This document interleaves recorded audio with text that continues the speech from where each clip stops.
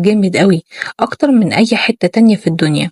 وكان في ورد غريب كده بيفتح بالليل، بس اسمه ورد الليل اللي بيغني، علشان كده بيطلع مزيكا وهمسات حلوة قوي لما القمر ينور عليه.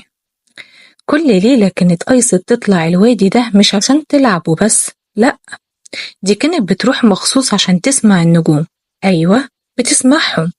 أصل أيسة دي كان قلبها نضيف قوي، وودانها سحرية، بتقدر تسمع وشوشة النجوم، الكلام الواطي قوي، والضحكات الخفيفة اللي النجوم بتقولها لبعضها في السما الواسعة. دي كانوا بيحكوا لها عن رحلات الكواكب البعيدة وعن أحلام العيال الحلوين اللي بتطلع السما وهم نايمين.